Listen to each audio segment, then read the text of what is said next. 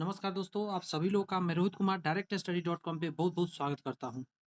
दोस्त, आज डे 2 है और आज के क्लास में हम बात करने जा रहे हैं दोस्त, ये जो बीपीएससी है इसके 4.0 और 5.0 का यदि आप तैयारी करना चाहते हैं और कर रहे हैं, तो उसमें अगर मैथमेटिक्स आ रही है तो टोटल मैथमेटिक्स का सीरीज़ चल रहा है। इसके अलावा बहुत सारे सब्जेक्ट का और भी सीरीज़ चल रहे हैं चैनल पे, तो आप उसे जाके देख सकते हैं।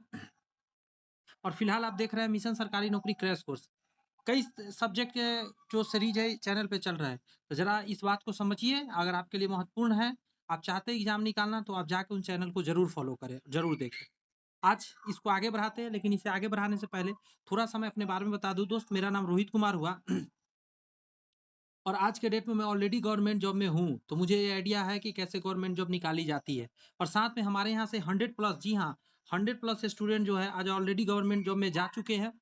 तो सोच के देखिए कि मेरे पास दोनों एक्सपीरियंस है। इसके अलावा एक एक्सपीरियंस है जो मेरा ऐड हो जाता है, चूँकि मैं 2009 से ही दोस्त क्लास ले रहा हूँ, यानी बच्चों को पढ़ा रहा हूँ। सोचिए कि 15 सालों का भी एक्सपीरियंस है, तो ये बहुत बड़ा मायने रखता है। तो अच्छे से पढ़िए, समझिए, ऑथेंटिक्स पढ़ाई पढ़ाई आपके लिए लेकर आऊँगा। आज का क्लास स्टार्ट करते हैं। दोस्त, आज के क्लास को स्टार्ट हम करेंगे पूर्णांक से।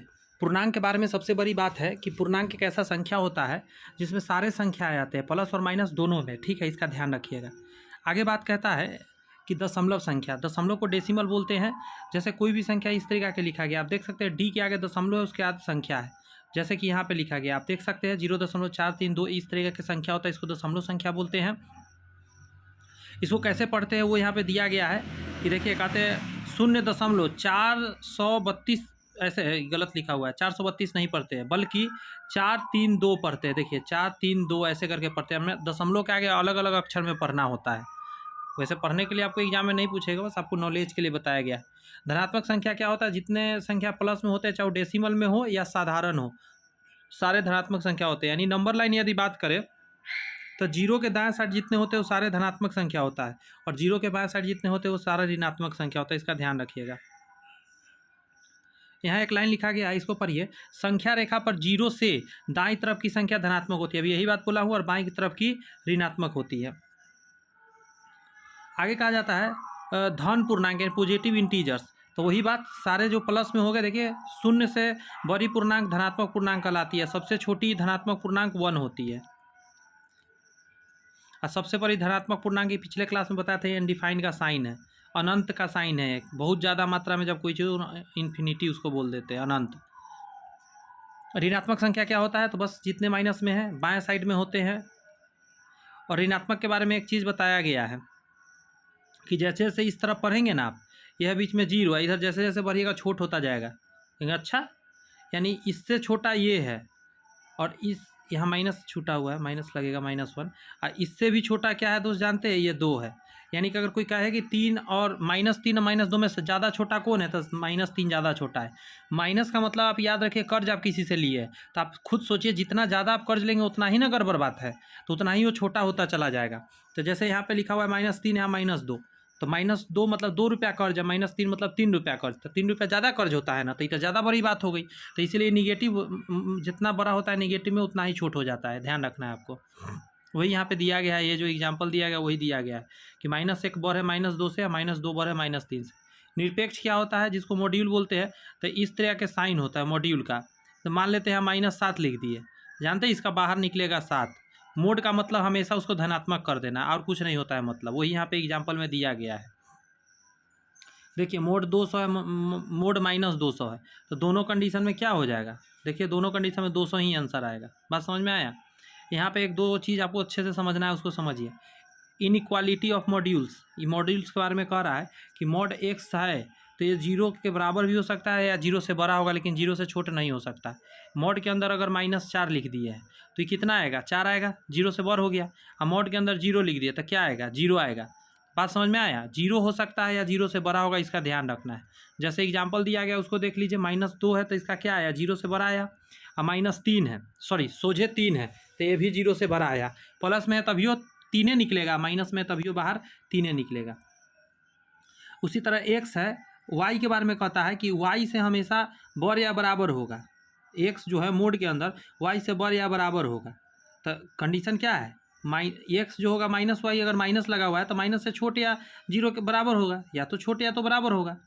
उसी तरीका कह रहा है, अगर एक्स जो है मोड एक्स वाई से यदि मान लेते हैं छोटा है या बराबर है, तो उसको लिखने का तरीका क्या हो जाएगा? देखिए, इसको बीच में लिख देंगे, एक्स को बीच में लिख देंगे और वाई को इधर लिखेंगे प्लस वाला, माइनस वाला इधर, माने इसके बीच होगा। समझ में आएगा एग्जाम्पल से? अब देखते रहिए, थोड़ा थोड़ा देखिए, अच्छा लगेगा। ऋणात्मक संख्या का निरपेक्ष मान जितना छोटा होगा संख्या का मान उतना ही बड़ा होगा। अच्छा, ये क्या लिख रहा है? जैसे देखिए, माइनस में अगर लिखा हुआ है 100, माइनस में 200, माइनस में 300, तो इसको जब मोड में निकालिएगा तो ये तो 300 आ जाएगा, ये 200 आ जाएगा, ये 100 आ जाएगा। तो उस समय तब ये बर हो जाएगा, ये छोट होगा, ये छोट होगा। लेकिन अभी माइनस में जब लिखा हुआ है तो ऋणात्मक संख्या के बारे में तो यही कह रहा है कि जितना असल में वो बर है ना उतना ही छोट है। ये सबसे छोट है, वो से बर है, वो से ही बर है, सबसे और माइनस में। कर्जा लीजिए ना, अब 300 कर्ज ले ले, 200 कर्ज ले ले, 100 कर्ज ले ले, तो ज़्यादा आपको मेहनत कहाँ लगेगा? 300 वाला साधारण मेहनत, ज़्यादा बड़ा कर्ज है, ज़्यादा माइनस में है। आइए, ऋणात्मक संख्या निगेटिव इंटीजर क्या होता है? ऋणात्मक पूर्णांक।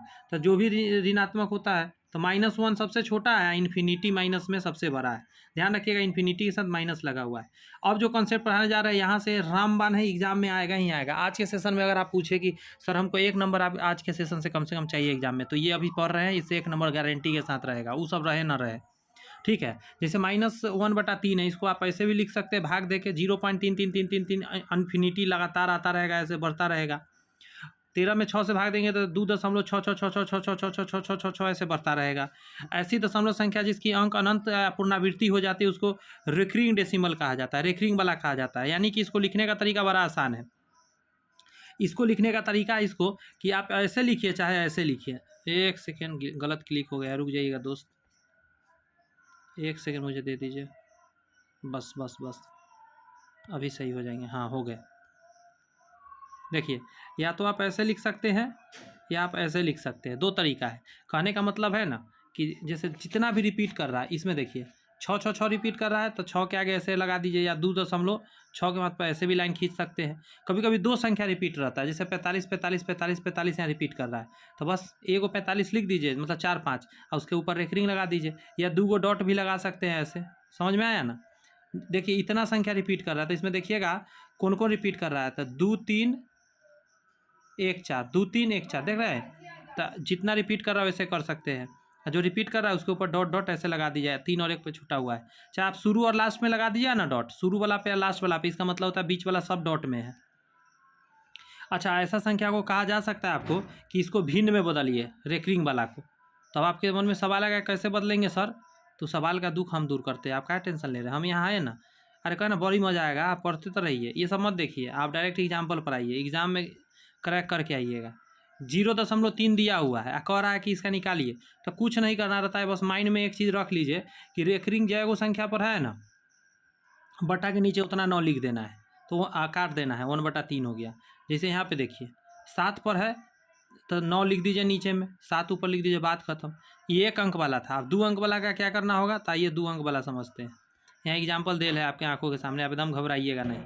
जैसे यहाँ देखिए, यहाँ पे दशमलव के इधर 1 और 3 दोनों पर है, ठीक है, तो 2 को 9 लिख देना है नीचे में। अच्छा सर, यहाँ हम बता देंगे सर, 2 5 का हम बता देंगे, 2 5 के नीचे 2 को 9, बस हो गया। अब आइए और भी समझिए, यहाँ लिखा है इतना पूरा पर रेकरिंग है, यहाँ से यहाँ तक अगर देखिएगा आप तो ये पूरा पर रेकरिंग है, जितना पर हम अभी डॉट कर रहे हैं टोटल, ये सारा पर। तो जय गो है 4 अंक है ना, तो 4 को 9 लिख देंगे, 3 अंक है तो 3 को 9 लिख देंगे। जी सर, समझ में आ गया, लेकिन सर मिक्स रहेगा तब, ऐसे रहेगा तब, एगो पर है या एगो पर 9 है, तो कोई बात नहीं, आइए वो समझा दे रहे हैं। यहाँ देखिए 2 पर नहीं है, 3 पर है, तो ध्यान रखिएगा जिस पर होगा ना, जितना पर होगा उतना 9 लिखना है, और जितना पर नहीं है उतना 0। अच्छा सर, इतना आसान है, तो ऐसी बना देंगे सर हम।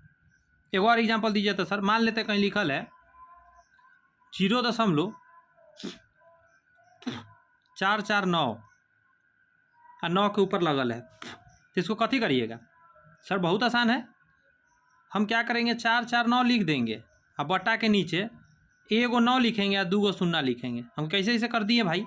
तो देखिए सर, 2 को पर ये दोनों 4 पर क्या है, दोनों 4 पर नहीं है, तो 2 गो 0 लिखाएगा, आ एगो 9 पर था तो एगो 9 लिखा जाएगा। मान लें यहाँ पे 3 रहता और 3 के ऊपर ऐसे रहता तो 3 नीचे 9 लिखा था, ऐसा नहीं कि 3 लिख देंगे। और भी समझाइए तो सर, तब कोई बात नहीं, इसको समझिए। बड़का को क्वेश्चन लेकर आए हैं, बड़का क्वेश्चन में समझिए और मजा आएगा। यहाँ के आगे देखिएगा तो 2, 5, 1 पर 9 है और 1234 पर है, तो इसका तरीका है ना। अच्छा, ऊपर में हम कुछ मिस्टेक कर दिए हर बार में, रुक जाइए तनका पीछे हमको आने दीजिए। यहाँ तक हो गया था, हाँ ये वाला समझाना था। यहाँ एगो मिस्टेक हो गया, नीचे समझाने लगे ऊपर भूल गए। जैसे यहाँ पे एगो पर नहीं है एगो पर है, ऐसा कंडीशन होता है ना, तो जिस पर नहीं रहता उसको घटाना पड़ता है उस संख्या से। जैसे हम एगो एग्जाम्पल लेके समझा दे रहे हैं, इसी को समझा दे रहे हैं। देखिए 0.23 है ना, तो 2 और 3 लिख लीजिए। और जैसे 2 पर नहीं है तो 2 को इसको घटा दीजिए इसमें से, बटा के नीचे इस 3 पर था ना तो एगो 9 3 के लिए लिखे, और 2 पर नहीं था तो एगो 0 लिखे। इसको सॉल्व करके आएगा वही आंसर होगा। और भी समझाते हैं, थोड़ा मिस्टेक हो गया था हर बार में, इधर ना ध्यान दिए थे। अब देखिए यहाँ पे आप देखेंगे तो 2, 1 सेकेंड यहाँ से लिखते हैं, 2, 5, 1, 1, 2, 3, 4 है। इसमें से क्या घटाना होगा, तो 2, 5, 1 को घटाना होगा। क्यों? क्योंकि इस पर नहीं है रेकरिंग। अब बटा के नीचे जय गो पर रेकरिंग है तो 4 अंक पे है तो 4 गो 9 लिखेंगे नीचे। कई गो पर नहीं है तो कहिएगा 2, 1, 3 गो पर नहीं है तो 3 गो 0 लिख दीजिए। इसको सॉल्व करिएगा, आंसर आ जाएगा। बहुत आसान है तो जी बहुत आसान है। आइए और भी एग्जाम्पल देखिए ना आप, मज़ा आ जाएगा। यहाँ पे इस तरीका 4 दे दिया है तो घबराइएगा नहीं 4 देख के, 4 को बस भूल जाइए आप, बस इधर में 0 वाला मान लीजिए, जैसे बनाते वैसे बनाते रहिए। तो यहाँ कहिएगा सर 3 और 7 पर नहीं है तो 3 और 7 घटेगा पूरा संख्या में से। देखिए पूरा संख्या में से 3 और 7 घट रहा है। और कई गो पर रेकरिंग है तो 3 गो पर रेकरिंग है तो 3 गो 9, और 2 गो पर रेकरिंग नहीं है तो 2 गो 0। उसको सॉल्व कर देना है, 4 का 4 शुरू में लगल रहने देना है। अब इससे अलग नहीं आता है, सारा कॉन्सेप्ट इसमें हम आपका क्लियर करा दिए हैं। आप निश्चिंत हो कि अब 1-2 बार अच्छे से देख लीजिए वीडियो और आपका क्लियर हो जाएगा। एग्जाम में 1 नंबर तो तय है। भाग के बारे में कहता है कि वो कॉन्सेप्ट है कि भाजक गुने भागफल और प्लस शेषफल, शेषफल जोड़ दीजिए तो बीच वाला भाज्य प्राप्त हो जाएगा। एगो एग्जाम्पल देखिए यहाँ पे, 11 से भाग दिए 225 को, ठीक है, 20 बार में लगा और 5 नीचे बच गया तो ये हो गया। देखिए 5 शेष हो गया या शेषफल कहिए, 20 भागफल हो गया, 11 भाजक हो गया, बीच वाला को भाज्य बोलते हैं। ठीक है, इसका एगो क्यों बताया जा रहा है, क्योंकि इसका एगो फार्मूला होता है, भाज्य बराबर, अभी हम ऊपर बता दिए थे आपको, भाजक गुने भागफल प्लस शेषफल। अब उसी आधार पर इसको बनाना है, इतना भागफल है, इतना भाजक है, इतना शेषफल है, बस वैल्यू को डाल देना है, सॉल्व करना है। यहाँ देखिए है आ गया, देखें वैल्यू डाल दिया ना है, देखिए भाग वैल्यू सब डाल दिया, सॉल्व करके आंसर आ गया। तो ध्यान क्या, भाज्य बराबर भाजक गुने भागफल प्लस शेषफल। अगर इस इधर ले आइएगा तो भाजक माइनस शेषफल गुने भाजक गुने भागफल। भाज में से शेषफल घटाने पर प्राप्त संख्या भाजक से पूर्णतः विभक्त होता है। यानी कहने का मतलब क्या है, आपसे को क्वेश्चन यहाँ पूछ दिया कि इतना में कौन सी संख्या घटाने पर प्राप्त संख्या 13 से पूर्णतः विभाज्य होगा। तो 13 से भाग दीजिए, इसमें भाग देने के बाद जो शेषफल आएगा ना उसको बस इसमें से घटा दीजिएगा।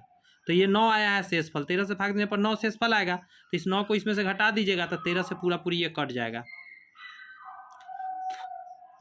यहाँ भी एक बात कह रहा है कि भाज्य x में भाजक माइनस शेष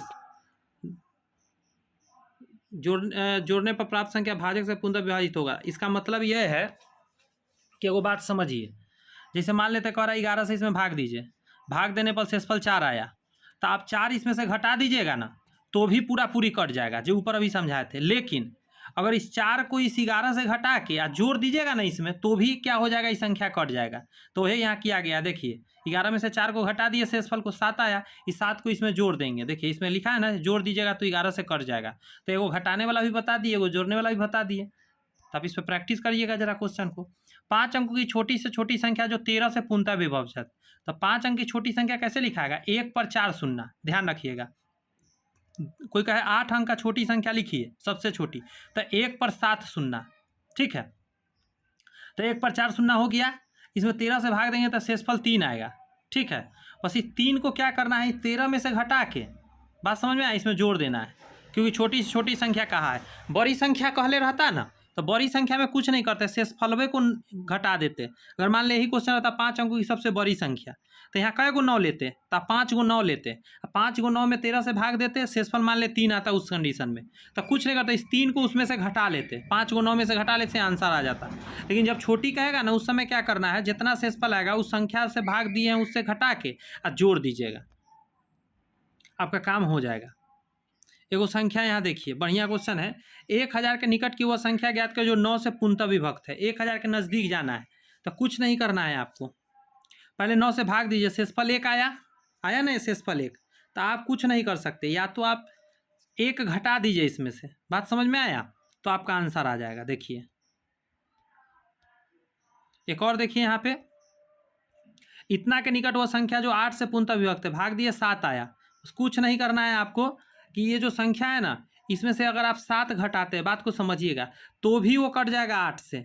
लेकिन आप ये भी देख लीजिए नज़दीक कौन पड़ता है, क्योंकि इसके निकट पूछा है, तो आप ना ये 8 में से 7 को घटाइए, 1 आया तो 1 जोड़ेंगे तो जल्दी पहुँचेंगे ना नज़दीक में, तो वही 1 जोड़ देंगे, आंसर आपका हो जाएगा।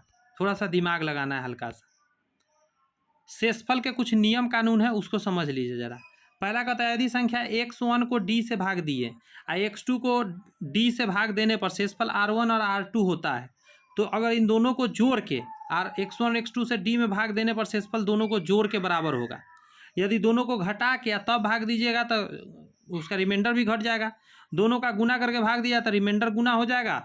अगर पावर n को d से भाग देने पर शेषफल इतना आ जाएगा, शेषफल भी उतना पावर चढ़ जाएगा। यही होता है। यहाँ क्या क्या है, यदि शेषफल r का मान भाजक d से बड़ा हो तो शेषफल r को d से भाग देते, इस प्रकार प्राप्त शेषफल ही अभिष्ट शेषफल होगा।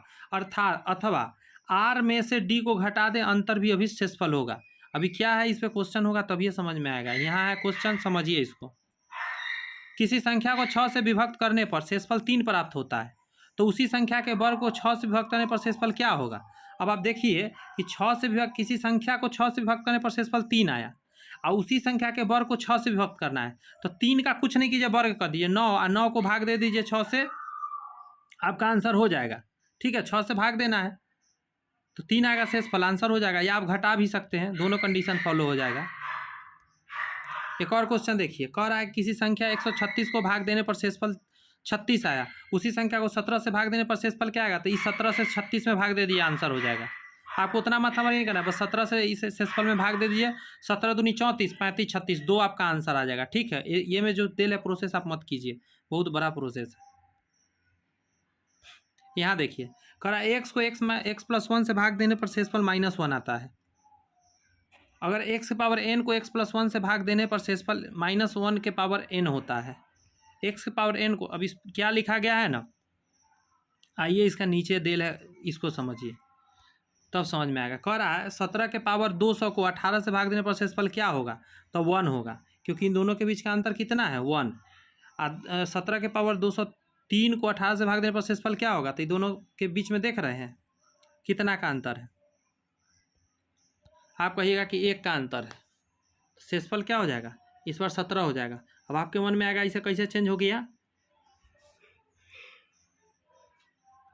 17 कहाँ से आ गया, तो जरा देखिए इधर ध्यान दीजिए। यहाँ पे देखिए, यहाँ पे 17 था, नीचे 18 था, ऊपर सम संख्या था तो 1 आएगा। अगर जब जिस समय ये दोनों 1 का अंतर हो, बात समझ में आया, ऊपर में पावर भी सम हो, तो यही वाला आंसर हो जाता है 17। ठीक है, इसको ध्यान रखना है। ये कॉन्सेप्ट माइंड से निकल रहा था बट याद आ गया। यहाँ कह रहा है x+1 के पावर n बटा x का शेषफल क्या आएगा, तो x+1 को 1 से भाग दीजिए, शेषफल 1 आएगा। तो उसी तरह पावर n है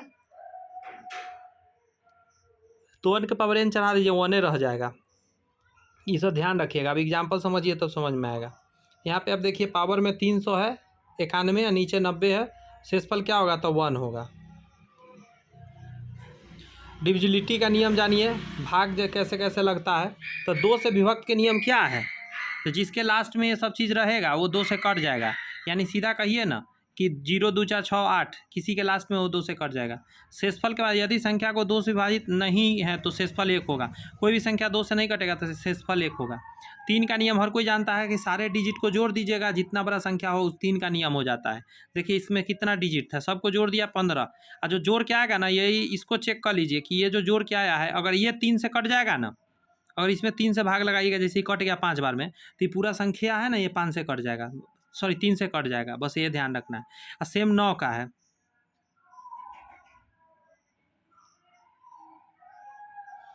आगे कह रहा है कि 4 से विभक्त के नियम, तो लास्ट के 2 अंक को भाग देना है। इतना बड़ा संख्या दिया ना, आपको कुछ नहीं करना है। लास्ट के ये जो 2 अंक 24 है, इसमें 4 से भाग दे के देख लीजिए। यदि ये 24 4 से कट जा रहा है तो पूरा पूरी ये जो संख्या है 4 से कट जाएगा।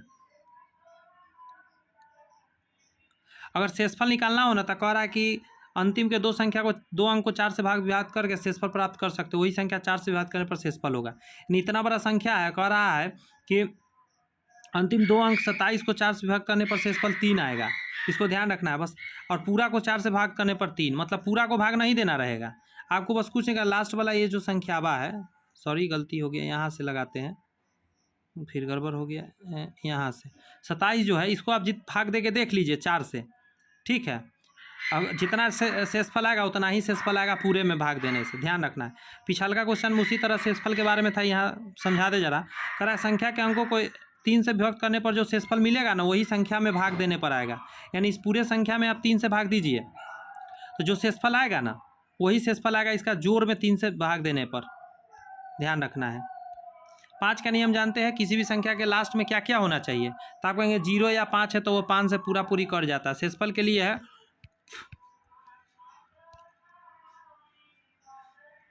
कह रहा इकाई अंक 4 को 5 से विभाजित करने पर शेषफल 4 आएगा। सिर्फ इकाई अंक में देख लेना है, जितना होगा वही इसका शेषफल हो जाता है। इकाई अंक खाली देखना है। 8 का नियम जानते हैं, लास्ट के 3 अंक को भाग देना रहता है, ठीक है। लास्ट के 3 अंक को भाग दे के देख लीजिए, 8 से जो आएगा रिमाइंडर वही, सॉरी मतलब जितना कट गया तो ठीक है, नहीं कटा तो पूरा संख्या नहीं कटेगा। रिमाइंडर भी यहीं से पता चल जाएगा। लास्ट के 3 अंक को भाग दे लीजिएगा तो रिमाइंडर आपका पता चल जाएगा कितना आएगा। 9 का नियम बता ही दिए ऊपर में, सभी संख्या को जोड़ना है, जो 3 का नियम था। 10 का नियम है, लास्ट में 0 होना बहुत ज़रूरी है। और शेषफल जानने के लिए लास्ट वाला अंक देख लीजिए, वही शेषफल होगा। जैसे इसमें आप देखेंगे तो लास्ट में 9 है, वही 9 शेषफल हो गया। 11 का नियम बहुत आसान है, अल्टरनेट को जोड़ना रहता है। देख रहा है, 2 के बाद 4 और 4 के बाद 5 को जोड़ लीजिए, और 2 के बाद 3 और 3 के बाद 6 को जोड़ लीजिए, दोनों को आपस में घटा दीजिए। घटा के ध्यान रखना होता है कि 0 आया या 0 के अलावा आ जाए, 11 आ जाए, 22 आ जाए, 33 आ जाए, यानी कि 11 से कटने वाला आए चाहे 0 आए, आपको याद रखना वो संख्या पूरी कट जाएगा 11 से। और शेषफल के लिए क्या करना है, तो देखिए विषम स्थानों के अंकों का योग तथा सम स्थानों के अंकों का योग का अंतर r ही संख्या को 11 से विभाजित करने पर शेषफल प्राप्त होगा। बात समझ में आया। यदि अंतर ऋणात्मक हो तो अभी शेषफल r+1 हो जाएगा, और यदि 11 से बड़ा हो जाता है, यदि अंतर 11 से बड़ा हो जाता है तो अंतर को 11 से भाग देकर शेषफल प्राप्त कर लेंगे। जैसे यहाँ पे एक एग्जाम्पल दिया गया है, इतना का शेषफल ज्ञात करिए, तो अल्टरनेट संख्या को देखिए यहाँ पर ही घटाया जाएगा। जब अल्टरनेट संख्या को आप घटाते हैं तो आपको क्या आएगा, -1 एक तो आंसर होगा नहीं, प्लस में होगा, तो 11 में बस इसको जोड़ दीजिए -1 के, 10 आ गया आपका आंसर शेषफल। एक और नियम है 7, 11 और 13 का नियम। तो इसके लिए क्या करना है ना, कि अंतिम 3 अंक को ना शेष में से घटाना है। जैसे देखिए इतना बड़ा संख्या था, तो इसके लास्ट के 3 अंक को लेके आप बचलहवा संख्या में से घटाइए, और उसके बाद आप भाग दे के इस सबसे चेक कर लीजिए कि लगता है कि नहीं। एक एग्जाम्पल देखिए और उससे समझ में आपको आ जाएगा। ये इतना बड़ा संख्या 7 के गुणज है या नहीं, आपको चेक करना है। तो लास्ट के इसमें क्या किया गया देखिएगा, 3 अंक को इसके नीचे लिख कर घटा देंगे, -154 आया। 7 से विभाज्य है तो पूरा संख्या 7 से कटेगा, प्लस में या माइनस में उसे मतलब नहीं होता है, ध्यान रखना है। आगे कह रहा है इकाई अंक यूनिट डिजिट 100। अच्छा ये हटाइए, ये जो लाइन लिखा है इसको हटाइए। अब सीधा जानिए कि इसको गुना करके इकाई अंक पूछ रहा है, तो आपको कुछ नहीं करना है, बस आपको खाली इकाई पर फोकस करना है। इसका इकाई और इसके इकाई को खाली गुना करना है।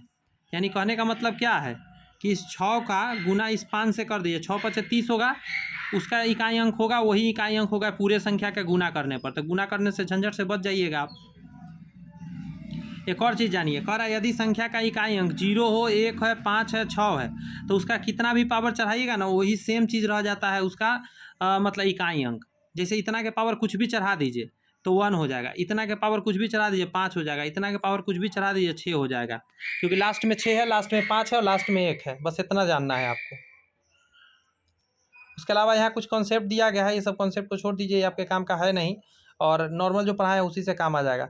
एक पीरियोडिसिटी समझा दे रहे हैं जरा। 4 का पीरियोडिसिटी चलता है, मतलब 4 पर रिपीट करता है।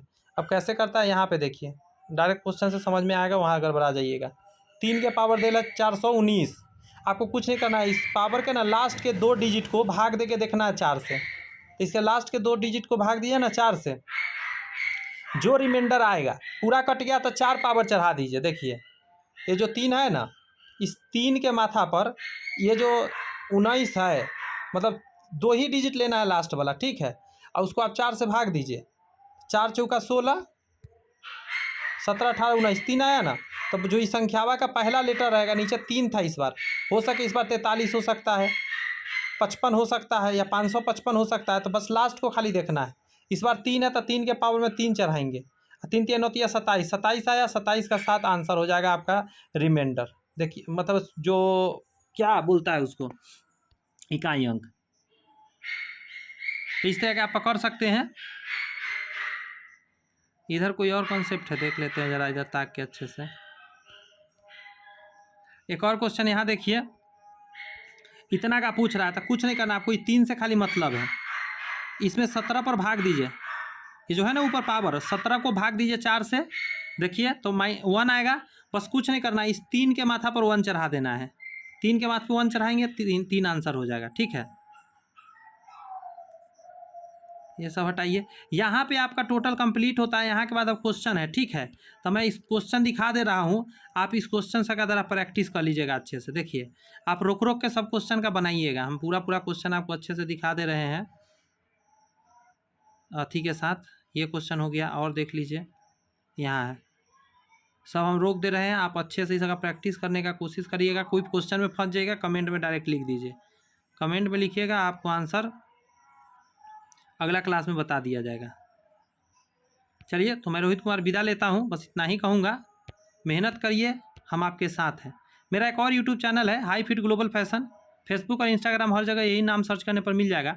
दोस्त इस चैनल को भी आप सब्सक्राइब कर लीजिएगा। और इसमें मतलब क्या है ना कि हम फैशन से रिलेटेड और फिटनेस से रिलेटेड सारे बातें करते हैं इसमें, क्योंकि ऑलरेडी मैं फैशन डिजाइनिंग और होटल मैनेजमेंट कर रखा हूँ, तो मुझे ऑलरेडी पता है कि कैसे मतलब फिट रहना है, क्या करना है। इसके अलावा आज के सेशन एंड होता है यहाँ पे।